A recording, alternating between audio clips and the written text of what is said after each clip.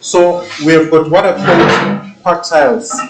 Now, quartiles are actually three values that divide a data set into four equal parts. I'm aware that this sounds a little bit unusual, that three values divide a data set into four equal parts, but it is possible. So remember, we have any data set can be divided into four equal parts. The values that divide that data set into four equal parts, we call them the quartiles. So there are three of them. The first one that you are supposed to know about more is the median. Remember, the median is a measure of central tendency. Or rather, the first value among the quartiles which is important is your median. The main reason why the median is important is because it divides a data set into two halves. Okay, so if you locate the median, that median divides the data set into two halves. Then the first half of the data set can also have its own median. And the median of the first half of the data set is called the lower quartile, Q1. Okay? Q1 is the median of the first half of the data set. Okay, I'm going to repeat that. If you have got any data set, you find the median first, Q2, we call it Q2, but that's the symbol used for the median, or capital letter M. But when you are dealing with quartiles, it's Q2. That's your median. You locate your median. Now that median divides the data set into two halves. So the first half, if you find the median of it, you get a value which is called the lower quartile of the full data set. Then the second half of the data set, you can also find its median, and that median will be the upper quartile, Q3. So your three quartiles, Q1, Q2, and Q3.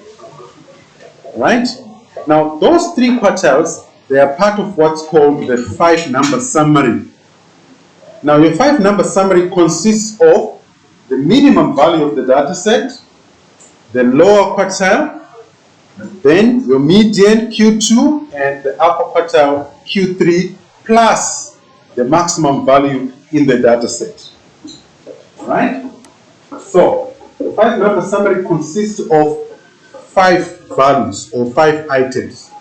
Your minimum, lower quartile Q1, your median Q2, your upper quartile Q3, and the maximum value of the data set. So those are the 5. Now, why do we need this 5? Now, generally, we need those 5 values to draw what's called a box and whisker diagram so that we can be able to determine the distribution of the data set. By distribution, we are referring to how spread the data set is. Okay, so we need the 5-number summary in order for us to draw a box and whisker diagram. The box and whisker is used to represent the distribution of a data set. Your minimum is a 1, that's straightforward. Your maximum is 51, that's also straightforward. Then your median, you have to identify the 2 middle values in the middle of the data set. So the 2 values are going to be 24 and 33. Okay? How did I get that? Well, it's very straightforward. All you have to do is determine the number of values in the data set. There are 16 of them. If you count them, there are 16. So, if you use n over 2, right? N over 2. It means this will be 16 over 2, which gives you what? 8. Since the data set is even, it means the median is going to lie between the 8th value. If I count 1, 2, 3, 4, 5, 6, 7, 8. So the 8th value and the 9th value. So I need to add the 8th and the 9th values. Is 24 plus 33. Then you divide by 2, you get 28,5. Okay, once you do that, right? So It means that to the left of this 24 here, we are left with how many values? 7 values. Okay? Then actually it will be 8 because we also have to include the 24 because there are 16. So the first half has got 8 values. Can I have your attention? The first half of the data set has got 8 values. The second half also has 8. Remember, our median is between these two values. Are you following that? The median is between 24 and 33. So the first half of the data set, we have 8 values, including the 24. The second half, we also have 8 values, including the 33.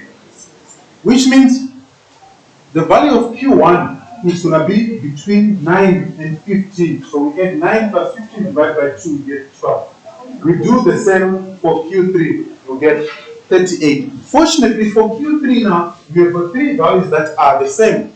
Okay? So Q3 is going to be 38.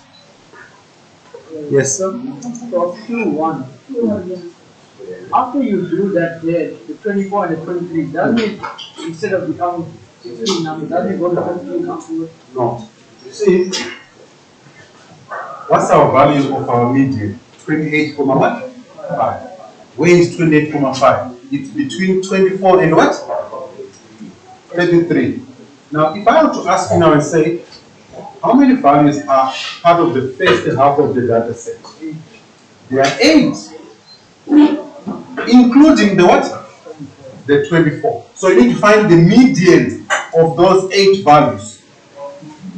Then you do the same for the second half of the data set. There are also 8. You find the median will be between this 38 and that 38. Since they are the same, means your upper quartile Q3 is going to be equal to what?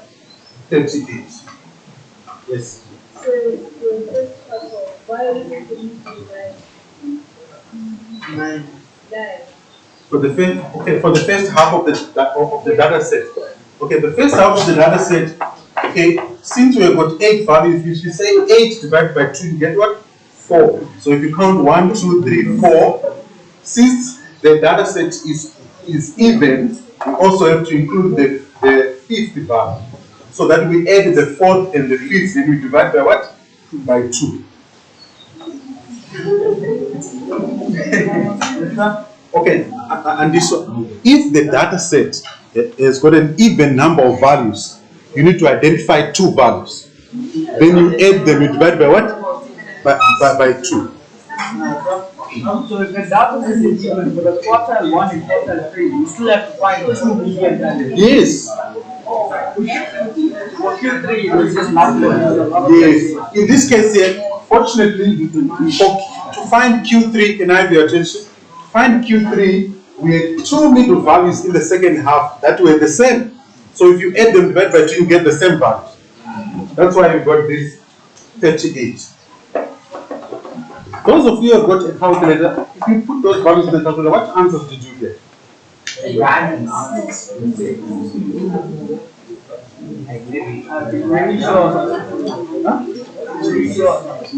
Okay, be able to retrieve these values. Now, I'm not worried about the minimum and the maximum. Let's check what the calculator says when it comes to the median. So number 4, then you press equals. You see that 28,1,5, which is the same value I got when I did it manually. So if you want to go back to the previous page, you have to restart the whole page. No, you just press shift then 1, then you go number 6 again, then number 3, that is lower quartile. You see that gives us what? 12. Can you pay attention, please? Yes, that's why I said you need to buy a new calculator. I told you. Remember, right? Some of you think maybe I'm joking, but I'll see it. You look Q3. Hey, at the back, can you look, please? Can you look? Okay, Q3 from the calculator is equal to 38 as well. Okay, I showed you manually how to get it because some of you don't have the calculator. Now, if you don't have the calculator, you have no other way. You have to do it the way that I did initially. So if you had the calculator, would you still show working or? No, it's not necessary because we know that some calculators can do it. So there won't be any need to show all your working out. All right, so we have done the 5 number summary here. Is there anybody who has got any question there? How to find the 5 number summary?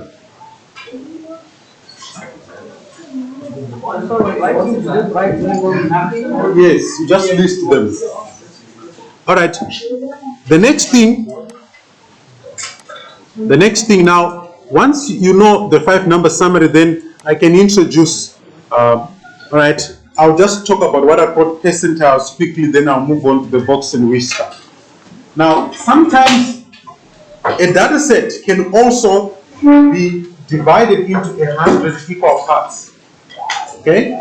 If that happens, then you can end up having what are called percentiles. Okay? We end up having what are called percentiles.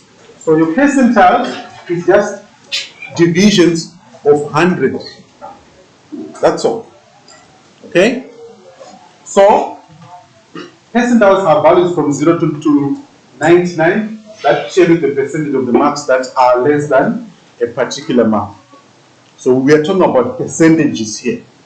Okay, the prefix percent there, or maybe you can say the PERCENT. That prefix there, it tells that we are dealing with what? Percentages. All right, so you can read this page here. Now, it's very important for you to be aware that when you're dealing with percentiles now, we can also relate them with quartiles. So the 25th percentile is also the lower quartile. The 50th percentile is also the median, or Q2. Then you have got the 75th percentile, it's equal to Q3. So what I would suggest here, just copy down this sentence here, which defines percentiles. Okay, copy down the heading, then you move on to that definition of percentiles. Right? And then this paragraph here, and then the last 3 bullets there in it. So, a simple definition, this paragraph here, and then the last 3 bullets.